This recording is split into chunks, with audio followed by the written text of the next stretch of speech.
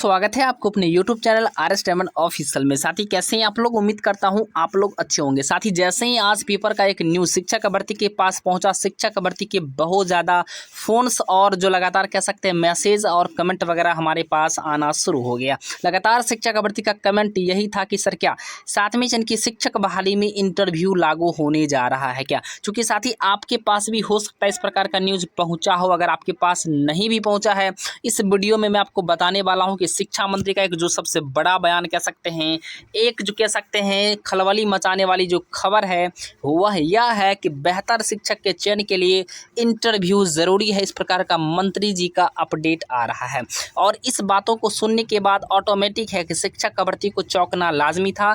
बहुत सारे कॉल्स और मैसेजेस भी आ रहे थे। फाइनली साथी आज मैं आपको बताऊंगा आखिर शिक्षा मंत्री जी इस प्रकार के बयान क्यों दिए हैं। अगर इस प्रकार का बयान दिए हैं तो इनके पीछे इनका राज क्या है। क्या सच में 7वें श्रेणी की शिक्षक बहाली की प्रक्रिया में इंटरव्यू लागू होगा। इंटरव्यू बिहार में शिक्षक बनने के लिए क्या इंटरव्यू से होकर रियली में गुजरना पड़ेगा।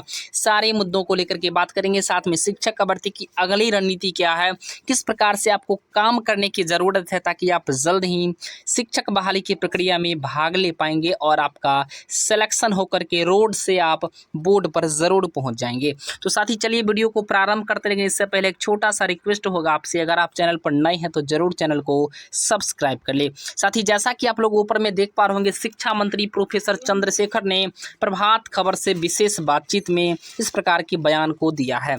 आखिर जैसा ही साथी आप लोग हेडलाइन देख पा रहे होंगे, यहाँ पर लिखा हुआ है कि बेहतर शिक्षक का चयन के लिए इंटरव्यू जरूरी है। इस प्रकार का अपडेट जो है शिक्षा मंत्री प्रोफेसर चंद्रशेखर जी के माध्यम से आ रहा है। थोड़े से हम लोग गौर फरमाना चाहेंगे साथ ही यहाँ पर खास बातचीत की तरफ।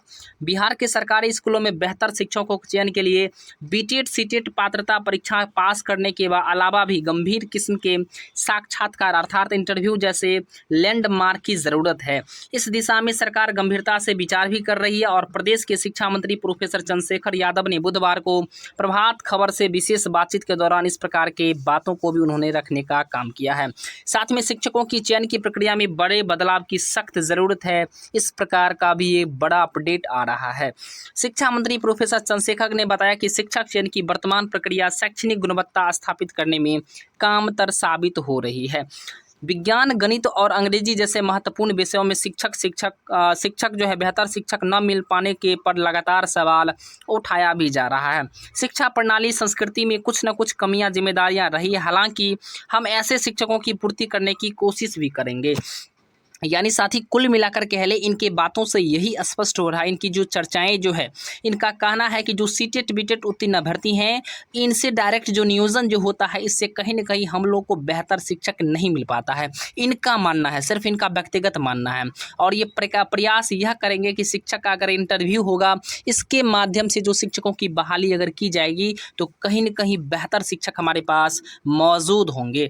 ऐसे में साथ ही हम लोग बात करते हैं कि आखिर सीटेट बीटेट उत्तीर्ण अभ्यर्थी जो विगत 3 वर्षों से अपनी मांग को लेकर के सड़क पर हैं, ऐसे में कहीं न कहीं शिक्षा विभाग इनकी बातों को आखिर क्यों नहीं सुन रही है। और जहां तक बात आती है विभाग के माध्यम से प्रक्रिया बदलाव का, आखिर इस बदलाव वाले प्रक्रिया में क्या सच में इंटरव्यू को शामिल किया जाएगा। और जहां तक बात आती है कि शिक्षा मंत्री प्रोफेसर चंद्रशेखर यादव का, तो साथ ही मैं आपको बता दूं नई आरजेडी और महागठबंधन का जो सरकार बना है, इस महागठबंधन की सरकार में नए शिक्षा मंत्री के रूप में यह बने हैं और ये वर्तमान में मधेपुरा के विधायक भी हैं। अब साथ ही थोड़ा सा जो है इनके आप प्रीवियस जो इनका बयान है उन पर आप गौर फरमाने का काम करेंगे। लेकिन इससे पहले मैं आपको बता दूं एक बड़ी अपडेट में आपको बता दूं, केमिस्ट्री और बायोलॉजी पास ही बनेंगे विज्ञान के शिक्षक, इस प्रकार का अपडेट आ रहा है। और यह अपडेट साथ ही आपको मैं बता दूं एसटीईटी अभ्यर्थियों के लिए है, जो है एसटीईटी जो 19 क्वालिफाइड है।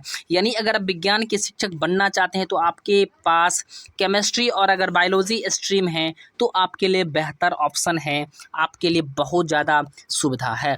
छठे चरण में बहुत सारे सीटें जो है इन्हीं विषयों में खाली मिला है और आखिर कहीं न कहीं 7वें चरण की शिक्षक बहाली में इन सभी विषयों को ज़्यादा से ज़्यादा प्राथमिकता वरीयता दी जाएगी। यानी साथ ही 6 to 8 के अलावे कह सकते हैं अगर आप 9th 10th या +2 के शिक्षक बनना चाहते हैं तो आपके पास केमिस्ट्री और बायोलॉजी अगर आपका सब्जेक्ट है तो आप बेहतर शिक्षक के रूप में सिलेक्शन हो पाएंगे। ऐसे में साथ ही हम जो बात करना चाहेंगे, हमारा जो मुख्य बिंदु है वह है शिक्षा मंत्री के बयान के ऊपर। लेकिन इससे पहले हम लोग एक बड़ी अपडेट देख लें कि बाहर रह रही सूबे की महिलाओं के जो पिता के पते पर ही उनको आरक्षण का लाभ मिल पाएगा। यानी एक बड़ी अपडेट है विभाग की तरफ से, अगर जो भी बाहर अगर महिला रह रही है उनके पिता के एड्रेस के अकॉर्डिंग टू इनको रिजर्वेशन का फ़ायदा भी मिलेगा। इसके बाद साथ ही हम लोग अगले अपडेट की ओर आगे बढ़ते हैं।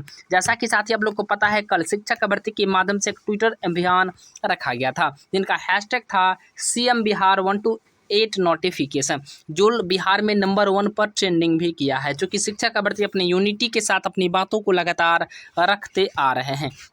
लेकिन आज का जो सबसे बड़ा मसला है साथी कि शिक्षा मंत्री के द्वारा जो सबसे बड़ा बयान दिया गया है, इनका आखिर सत्यता कितनी है। तो साथी मैं आपको प्रीवियस डाटा के पास ले जाना चाहूँगा कि यही शिक्षा मंत्री जी हैं, जब आते ही उन्होंने अनेक प्रकार के ऐसे बयान दिए जिनको लेकर के मीडिया में इनके बयान छाया भी रहा और शिक्षक संघ ने नाराज़गी भी जताई थी। आप लोगों ने इनको देखा भी होगा।